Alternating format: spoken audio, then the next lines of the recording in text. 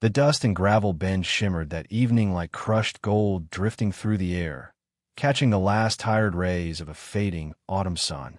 Folks said the town always felt meaner on auction days. Shadows stretched longer, whispers traveled quicker, and every man's pride sat perched on the fence rails like watchful crows. Maybe that's why the moment still clings to my memory like the smell of old leather and pine smoke. The whole town had gathered around the wooden pen, boots creaking, elbows propped, the air thick with judgment and boredom, until they brought him out, the draft horse nobody wanted. He was a blue-roan giant, ribs faintly visible beneath a coat dulled by age and hard years. One eye was clouded over, white as a winter moon, and the other seemed too tired to argue with the world anymore. His name, they said, was Goliath, but every laugh, every shrug from the crowd made it clear they thought it a cruel joke. The auctioneer slapped the horse's flank like he was dusting off a rug. "Big fella ain't good for pullin', ain't good for riding, ain't good for nothing," he barked, and the yard erupted with the kind of laughter that makes a creature lower its head a little further. Back then, Elias Calder was standing apart from the others, leaning against a fence post that wobbled with every breath of wind. Most folks didn't pay him any mind unless they wanted to poke at old wounds. A ranch hand without a ranch. A man who lost nearly everything one cruel winter when the Calder place froze over and the cattle died faster than prayers could thaw them. People called him Calder the Cursed when they thought he couldn't hear. But shame has a way of sharpening the ears. When Goliath stumbled in the dirt, nearly collapsing beneath his own weight, Elias felt something twist inside him. A reflection, maybe, of every time he'd been kicked awake by fate. He wasn't sure what drove him forward, only that his boots moved before his mind did. The crowd parted with amused looks, whispering that poor Elias must have finally lost his wits. The bidding started low, but even then, no one wanted to lift a finger. $1, someone jeered. Not worth the rope to lead him home, another chimed. Elias swallowed, thumb rubbing the small silver coin in his pocket, the last of his money after a month of scraping by on odd jobs. "I'll take him," Elias said quietly. The auctioneer blinked, then smirked. "Sold, to the gentleman who don't know any better." Laughter skittered through the yard, but Elias didn't flinch. He walked up to Goliath slowly, gently, as if approaching an old friend who'd been hurt too many times. The draft horse kept his head low, breathing shallow, but when Elias laid a steady hand along his neck, something in the animal softened, just a flicker, but enough to make the world tilt for a heartbeat. They left the yard like two shadows slipping out of a place that had no use for them. Gravel Bend shrank behind them as they followed the narrow creek road toward Willow Creek, the one place Elias still had claim to. The sky above was a smear of oranges and purples, clouds drifting like weary travelers.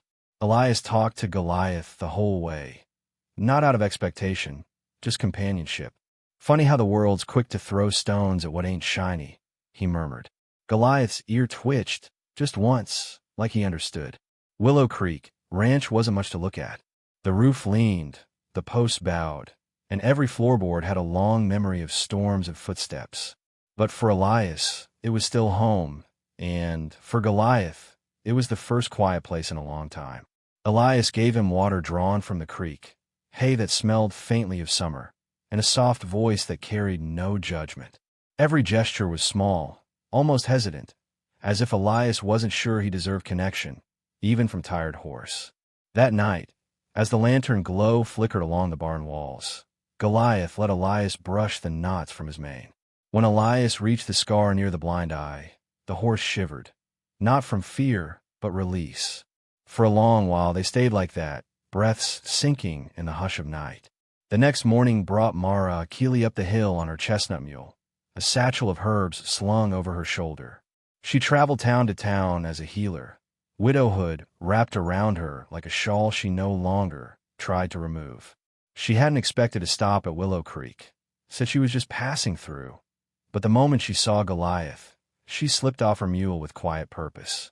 "This horse," she murmured, laying a gentle hand on his cheek, "has been carrying sorrow for far too long."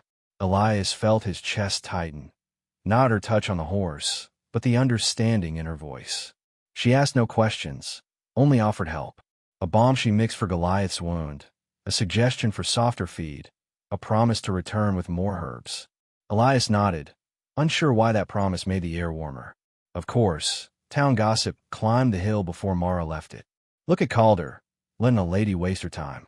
She's too kind-hearted for her own good. Man can't save himself. What makes him think he can save a horse? Elias pretended not to hear. But shame is an old companion. It walks beside a man, even when he wishes to outrun it. Goliath sensed a shift. When Elias stepped away from the fence to avoid two cowhands approaching, the draft horse moved between them, head slightly lowered but steady, an unspoken vow forming in the dusty sunlight. Days passed, and something changed in the air. Goliath, once sluggish, began to show flashes of strength. He dragged a fallen pine without being asked. He lifted his head sharply when distant sounds whispered through the wind, things Elias couldn't hear until minutes later. Mara noticed it too. One afternoon, while smoothing her salve across Goliath's scarred shoulder, she said softly, "This horse ain't broken. Elias, he's hiding." Elias didn't answer, but her words settled deep inside him. The storm rolled in the following evening, thunder rumbling like an omen across the plains. The purple sky hung low, swollen with rain. Elias stood beside Goliath in the open yard, both watching the horizon darken. The wind carried a strange, restless scent, something sharp and electric. Sometimes the world tosses aside the very souls it will soon need most. Elias didn't know then how true those words would become. But as Goliath lifted his head toward the storm clouds, ears pricked, unblinking, it felt as though the earth itself was holding its breath. Night fell heavy and strange over Willow Creek, the kind of night where shadows moved before the wind did, and the dark carried whispers it shouldn't. Elias felt it first. Not sound, not sight, but a shift in the quiet, like the land itself stiffened beneath his boots. Mara had stayed longer than usual tending Goliath's healing shoulder, and when the first rumble of thunder rolled across the hills, she decided to wait it out in the barn. The rain began as a patter, then a torrent, drumming the tin roof until it sounded like 1,000 hooves.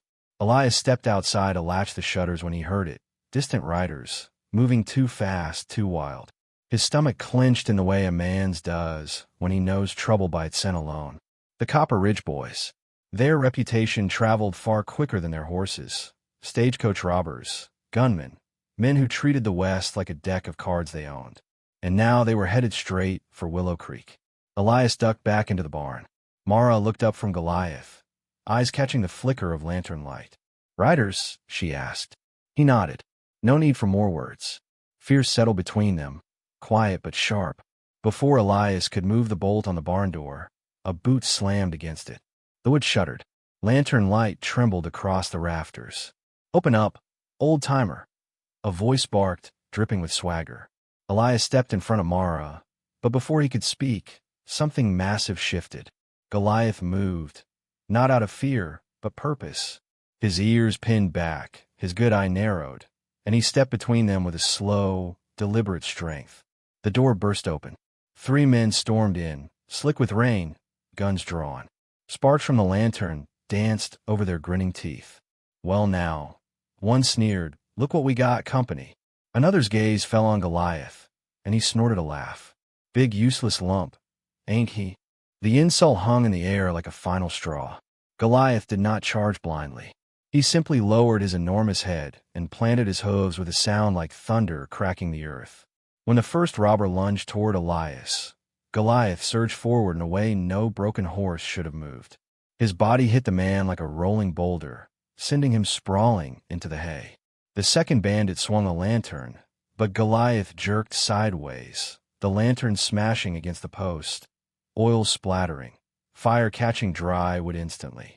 Flames flared up the beam, hungry and bright. "Damn horse," the robber snarled, leaping back. Smoke rose like a ghost from the rafters. Mara grabbed Elias's arm, coughing.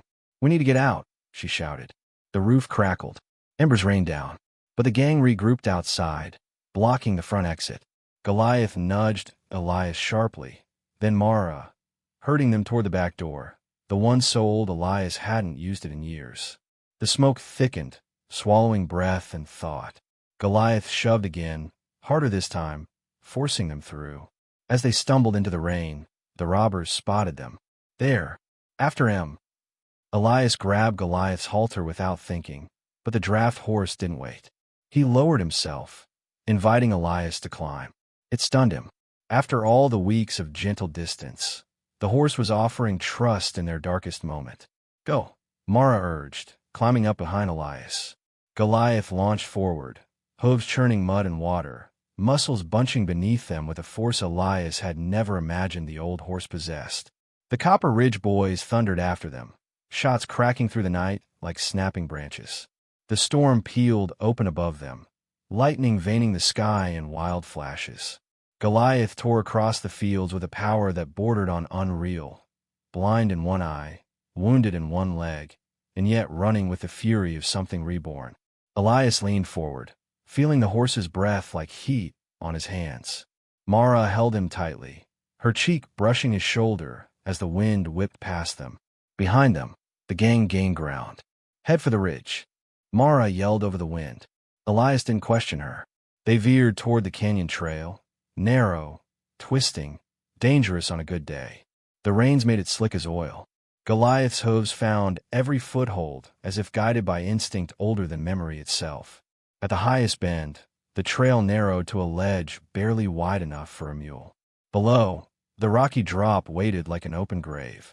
The gang slowed, thinking they had Elias boxed in. There's nowhere left to run, one of them hollered. But Goliath wasn't running. He was listening. His ears flicked. His chest rumbled with a deep, steady breath. Elias felt him shift. A tiny, intentional adjustment. What's he? Mara began. Then Goliath leapt, not off the cliff, but onto a lower ledge invisible in the storm's darkness. The drop was steep, the landing brutal, but the giant horse absorbed it with a grunt, staggering but steadying in one miraculous second. Two of the robbers tried to follow. Their horses slipped. One screamed into the canyon. The other clung to the wall, scrambling backward in terror. The rest of the gang turned and fled into the storm.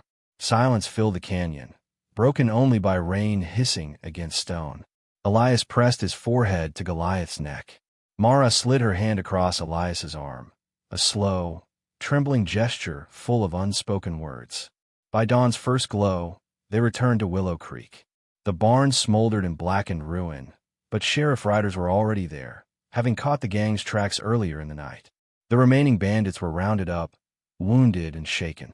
News spread like wildfire through Gravelbend. Calder's horse, save him, thought that roan was good as glue. Man bought a miracle for $1. Elias didn't care about the murmurs. What mattered was the sight of Goliath standing tall in the golden morning, mane glistening with dew, his blind eyes soft but proud. Mara's hand slipped into Elias's, quiet and natural as sunrise. Over the following days, townsfolk who once mocked him came offering boards, nails, and labor to rebuild the barn. Elias accepted with quiet humility, never boasting, always glancing at Goliath with a kind of reverent disbelief. When the new barn stood strong and clean, Elias placed his palm on Goliath's cheek.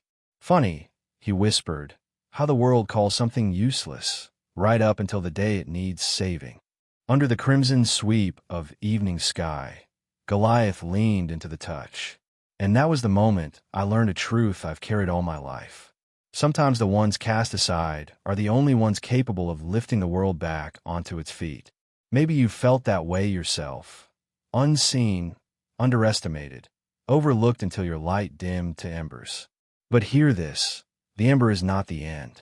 Strength gathers in the quiet places, in every forgotten corner where hope still breathes.